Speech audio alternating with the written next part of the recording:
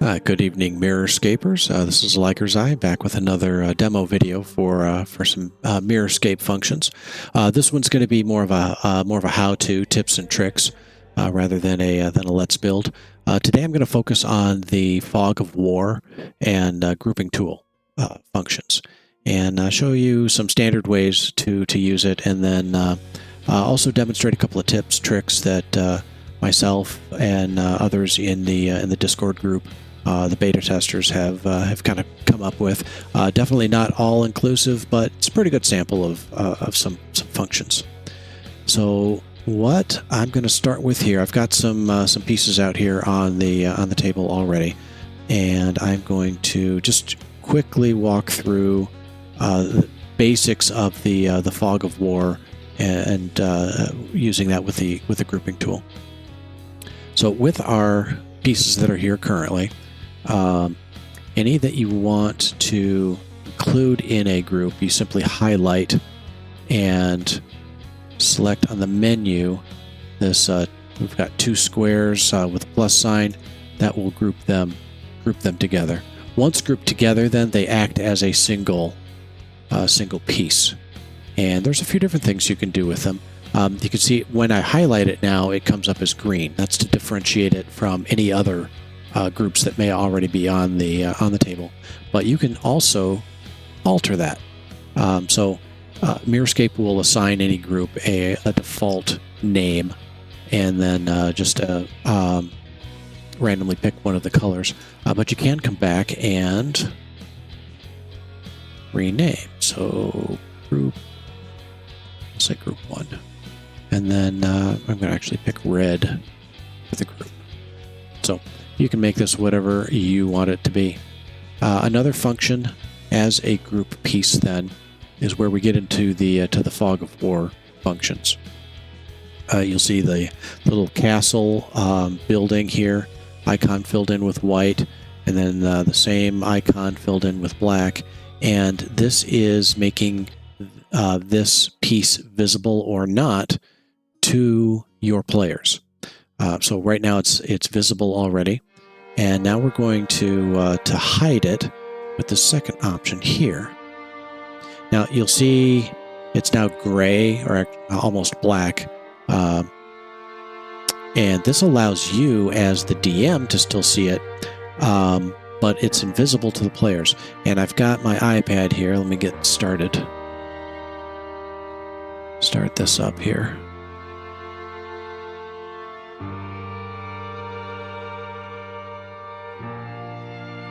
And what I have, I've got a second account here. My iPad is going to act as the player, and my PC will be the DM. And let's get this shared on screen. There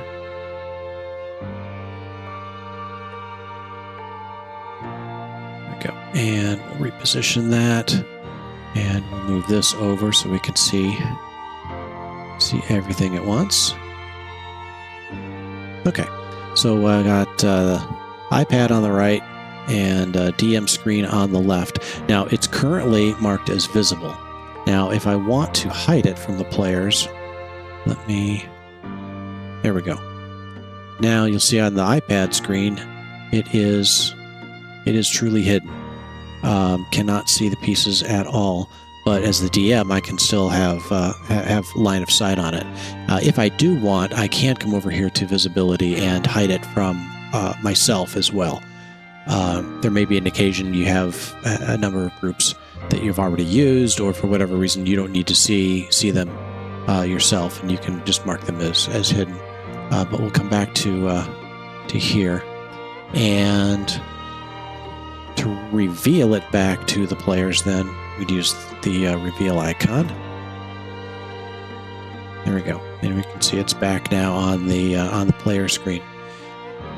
Now this doesn't have to be a group of pieces. It could also be a singular item. So I'm going to break this group up.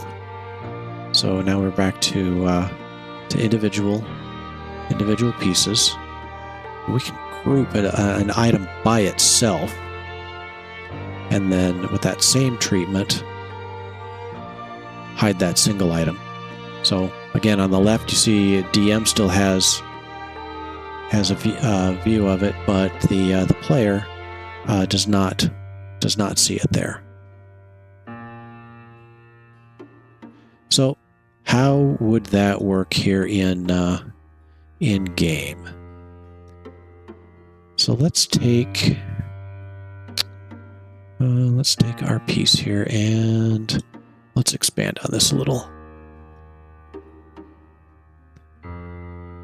Okay, and I'm going to spin this around. I'm going to build from the back a bit.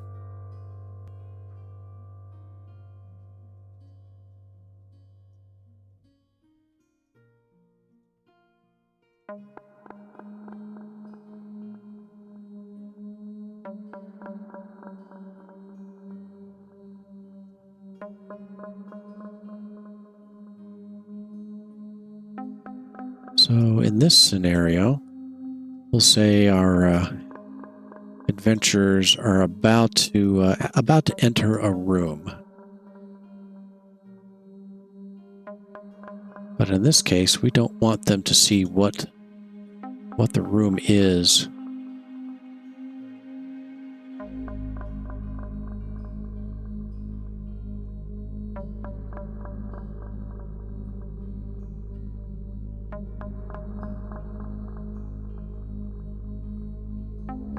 Okay, real quick basic build. So we've got kind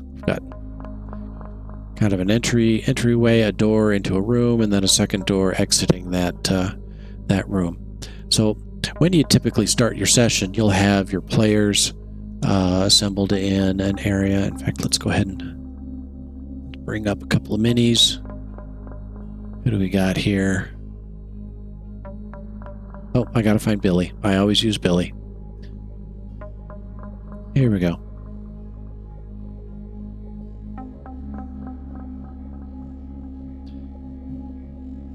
Okay, so we've got Billy here sitting out front. And while we're here, let's go ahead and build. So just a side note, I've got build lock mode here. My iPad's kind of blocking that. But anyway, there's a build lock mode. And so what I'm going to do, I'm actually going to select Billy. And I am going to also select my iPad player, and I'm going to pass ownership of Billy. And then from the iPad, so my iPad now has control of the mini, and we are going to go first person. So now this is what the iPad sees for Billy, but we're going to zoom out at the moment. So when you're starting a session, unless you force them to be in first-person perspective, chances are they're going to see something like this out front. They're going to see all of the map, and they're going to start strategizing. Oh, there's another door. Wonder what's behind the second door. And you don't necessarily want them focusing on that yet. So what we're going to do here is we're going to use this fog of war. We've got the area selected. We're going to group it. And let's change the name. Well, let's see. We'll make this group green and say storage room. They don't need to know the name of the room, but just for your own reference, you know what that is. And for the purpose of your game, let's take this and hide it. So from Billy's perspective here on the iPad, there's nothing there. That could be a pit, could be a cavern, could be filled with ogres. They're not going to see any part to it. Likewise, you don't necessarily want them to see, oh, there's a room past it either. So we can group that as a separate group. We'll call this the back door.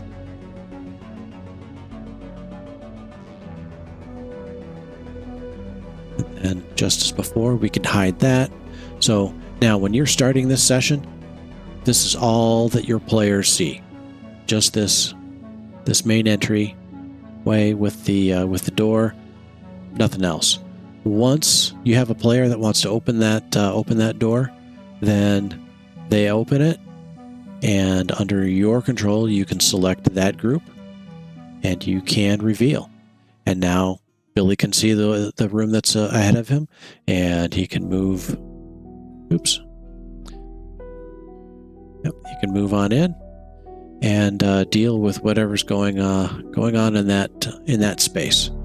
Likewise, when the group's done with that room, you can then reveal the next, and so on. This is also useful for multiple floors. So let's kind of set Billy aside here. I should say, even though I've given control of Billy to the iPad, you as the DM, of course, still always have control over all of the pieces. So we're gonna grab everything real quick here. I'm gonna copy and make a second floor. Just real quick. Nothing too fancy here. So then another function for grouping is if you actually, I'm going to undo this. I'll explain why here in just a second. So let's say we're in a situation where there's multiple floors going on. I can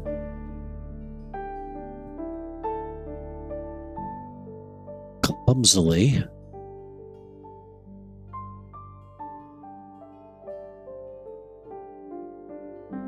group these pieces, and just for simplicity, I'm going to remove that. So now let's make our second floor. Now that I've grouped those up, and this could be a roof, this could be a second floor, this could be another level to a dungeon. Could be strictly decorative, and you don't need it anymore, or you only want to reveal one floor at a time.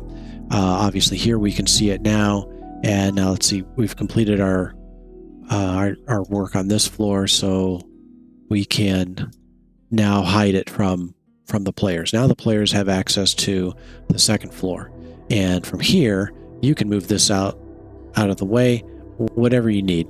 And so now you've got a clean view of all of that. A third, and I'm going to delete that extra floor.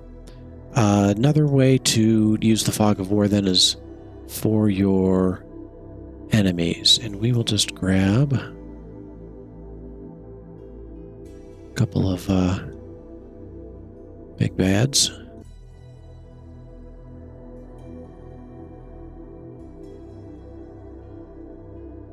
Love that purple worm. Okay. Let's get these in a better order here. Okay, so we've got our enemies here, and we will disconnect here from the iPad momentarily. I'm cheap and I'm using the free trial version, so I got to restart this every 10 minutes.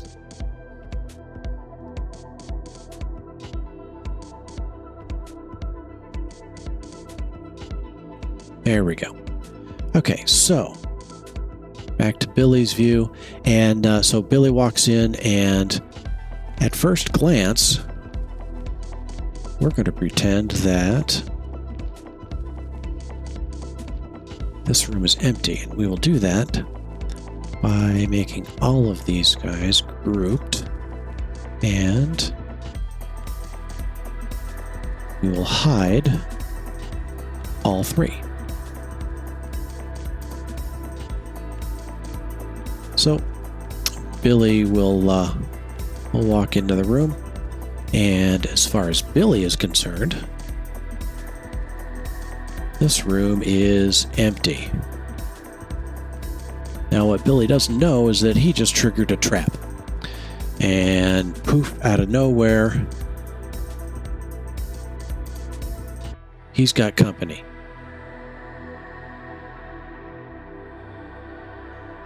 So there's our revealed bad. And don't underestimate Billy. He's pretty good at what he does. So he takes care of the first one, and now second one appears.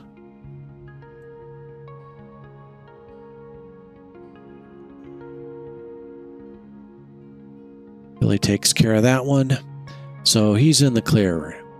He's got a wide open door in front of him.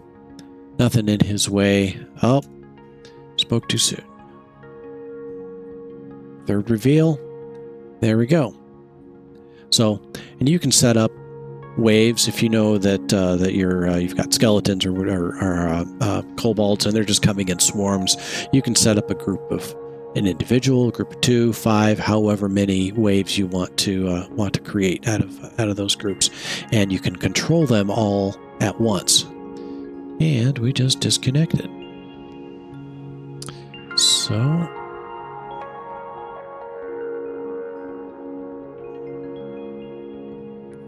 let's get back in here.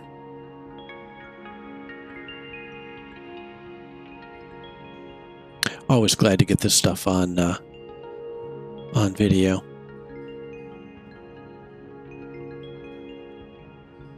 Okay, so we will clear that out. So that's the basic functions to reveal and hide different parts of the map.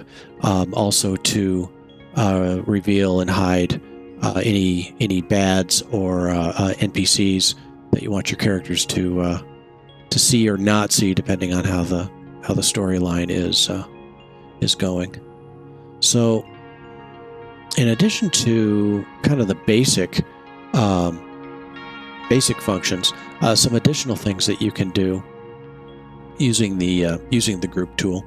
You can also, if you are building,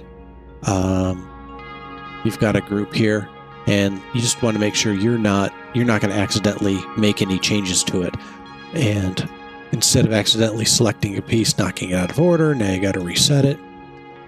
Once you're satisfied with an area, you can group all of those pieces together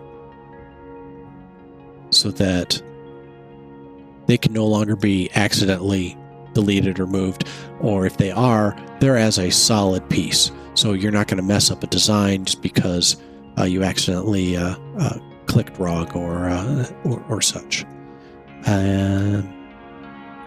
So let's another one here. So I'm going to bring up a new map just for something different to look at here.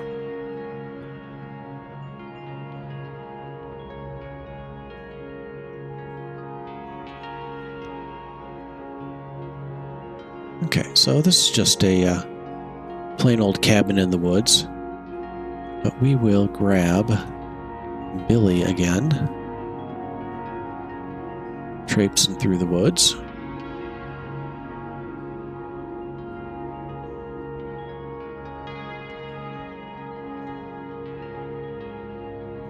And I think because I deleted him, I need to reassign him pass ownership.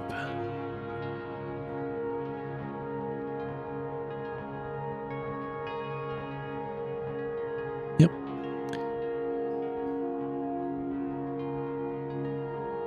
Okay, so we got Billy in the woods.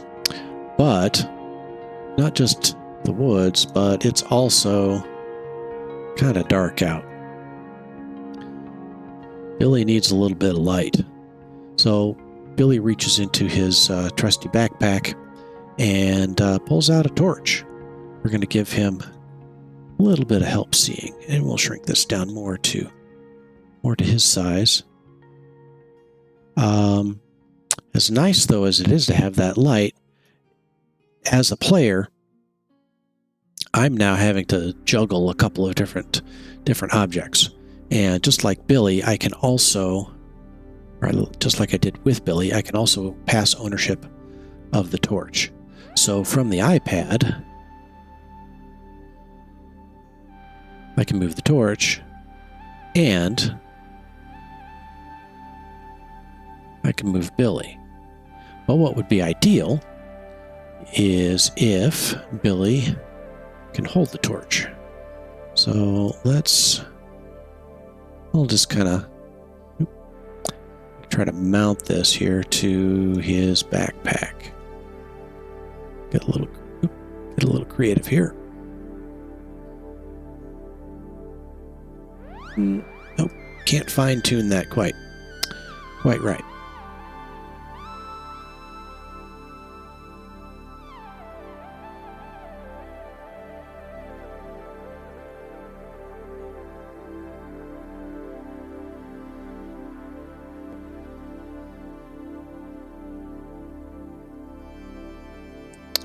I am having a heck of a time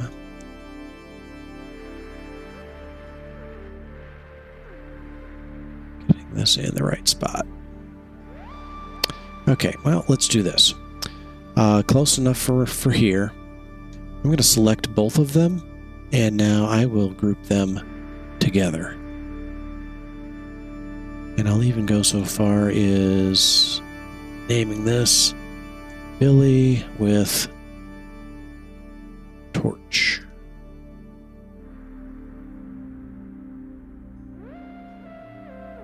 So now, as the player, I can move Billy and the torch together.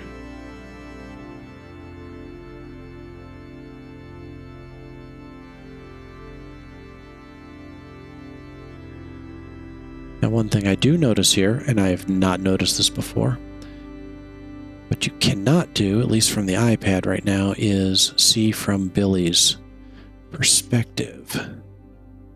So I'm curious. I don't know if this will work or not.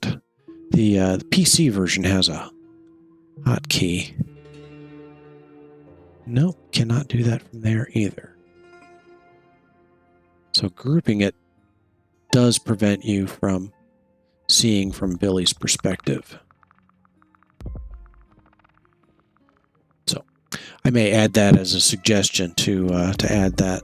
Still allow that if a mini is in place.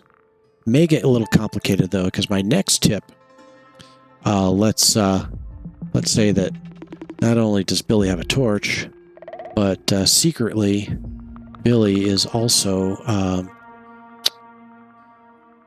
ranger, and more specifically, he's a beastmaster, and he's got his companion is a wolf. Great, more down to Billy-sized companion. So just like we grouped Billy and the torch, we can also group Billy, the torch, and the wolf. So this just simplifies some of the movement. And now, as a group, we need to pass that ownership to the iPad. There we go. So now those minis can function as a singular group when moving. Now, obviously, this is not going to be super practical in all situations, and if Billy wants to move separately from the wolf, as Billy has control over the individual pieces, then you can have the wolf move out as he pleases.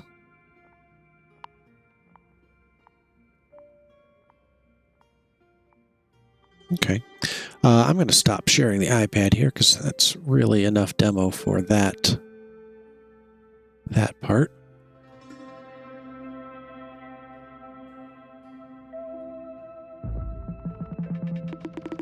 Okay. So another function that you can use the grouping for as a DM. I know it's been requested, but I don't. I can't predict when it may be added, and that is when players or other characters are hit with conditions, poisoned or prone or whatever other ones are appropriate.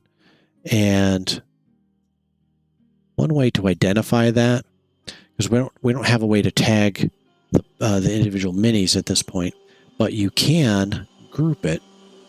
And if you want to get creative here, you can mark them as poisoned. And if you're playing and you know that, okay, green is always going to be poisoned, you will now be able to keep track of that. So when you look at the mini, and actually let me switch visibility. So I'm turning on group labels. So in addition to the color, then we can also see the group name. And I think I didn't finish naming this right.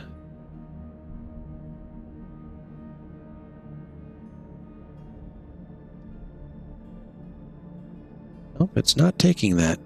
I bet I know why. Okay. So another bug I need to report, and I think they may know this already. If you use certain letters in the description that are also hotkeys, it will activate those. So I'm just going to mark this one as sick rather than poisoned. There we go. So that makes a little more sense there. And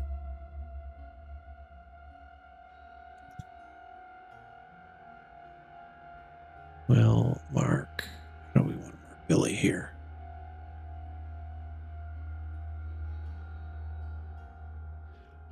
Oh, suddenly I can't think of all the conditions. Billy's backpack is too full, so let's say encumbered. And then likewise, if whatever their condition is lasts a number of turns, however you want to mark it, you can get specific, and you can update that as you as rounds go by. Another option, in addition to grouping a player with a label like that, you can also mark the ground for areas of effect. If you've got a spellcaster that wants to do something to a particular area of terrain, it gets a little difficult because you don't have control over the size. And I know this is another request that's in there. If it's a 20-foot circle, right now we can't draw circles. But if you know, at least in this area, there is a trap, or that this is difficult terrain, you can mark that with this as well.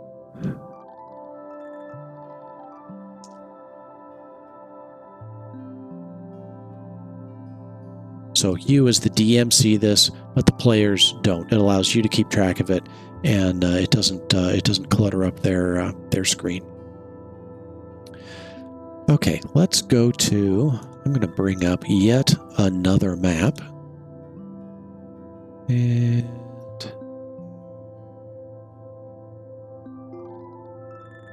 here we go. This is one that I made for one of the Candlekeep Mystery maps. It is the Platinum Mine.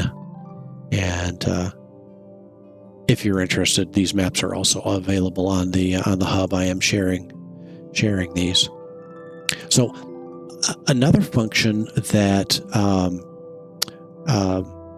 that I kind of thought of, someone else I think may have also had the same idea around the same time that I did, is you can phase in pieces. So for example, in this particular map, this part of the tunnel is simply collapsed. There's no map behind it, and it's meant, I think, just for color, really, in the story. But it does suggest to me that if you were running a map where, say, a cave collapses in, that you could, after players move past a certain point, they trigger the trap, and the rock slide blocks their path behind. Of course, an easy way to do that is to have all of this waiting for them by, you can group it. Let's bring it down so it blends in with the map. Okay.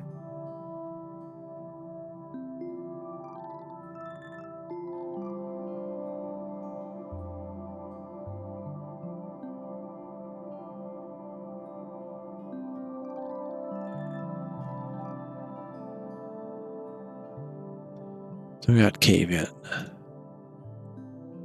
And we will hide that for now. So just as before, let's see, let me reconnect here. Let's see what this looks like live for Billy.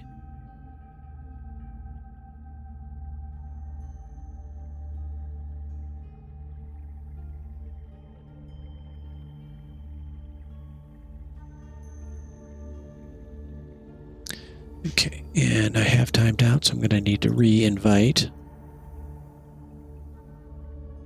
Oh, I might have to wait for this to catch up here.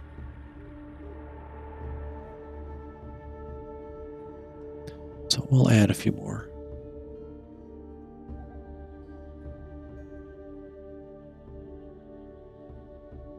Pieces to that.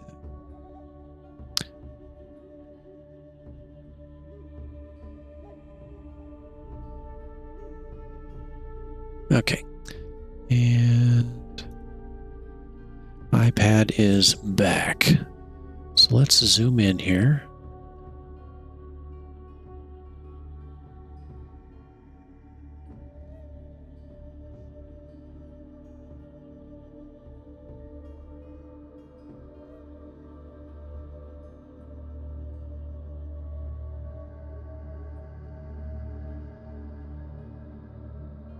So we'll call this one Cave In 2. We'll give it a slightly different color. And we will hide.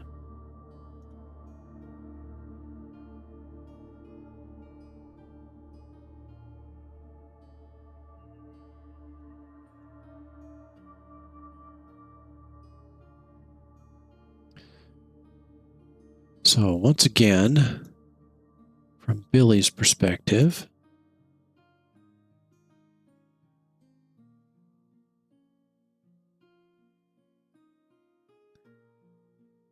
nothing in the path ahead of him. So Billy will move ahead.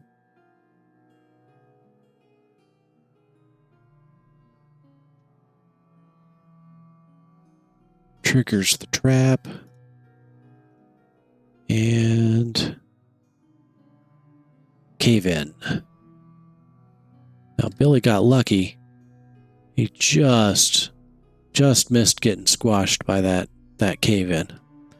But he lingered a little bit too long, and second cave in comes down on top of him.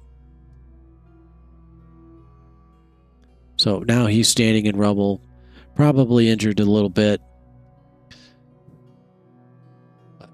You get the idea there.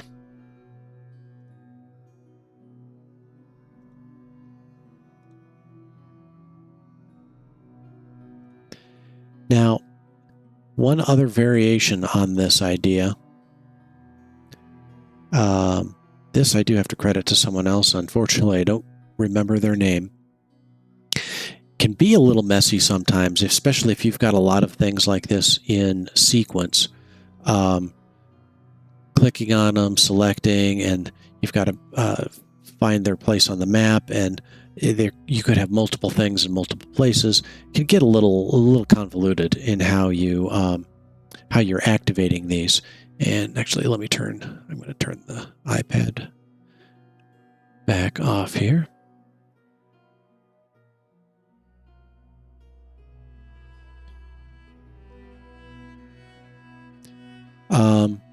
Someone came up with the idea that if you are grouping things together, you do have the ability to use other pieces as buttons.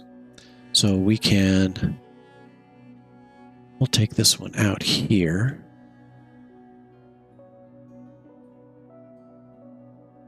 We're going to break this group. And now we're going to group these two together.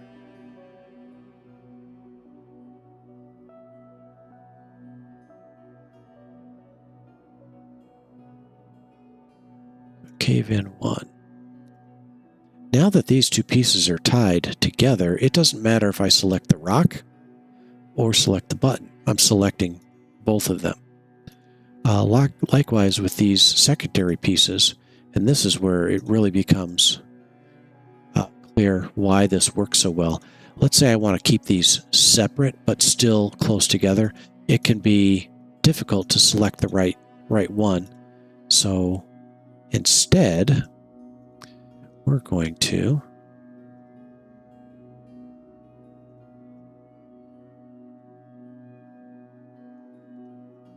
bring out a couple of pieces. So we'll take that button, group it with this piece.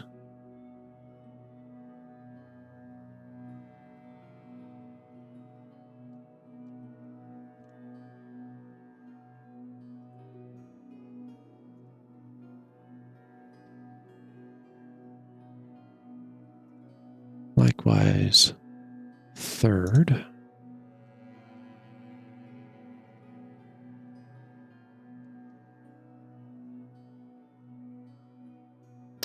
So now we can select all of these groups, have them all hidden, but we can reveal them, easily reveal them one at a time by selecting their corresponding button.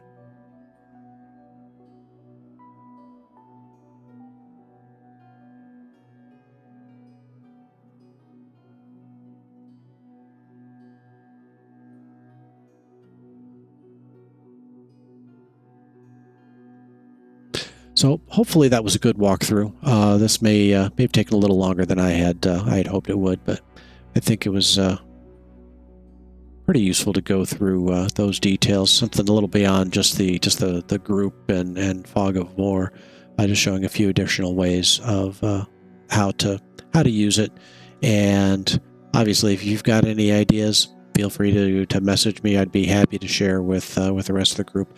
Better yet, join hub.mirrorscape.com, and you can have these conversations with everyone in there, as well as getting access to any of the free shared maps. And of course, we want you building as well. So build those maps, share them with the rest of the group, and that way we can get the community to grow and really get awareness of the Mirrorscape team and application, all the work that they've put into it. So as usual, get out there, get building, and I will see you Scapers later.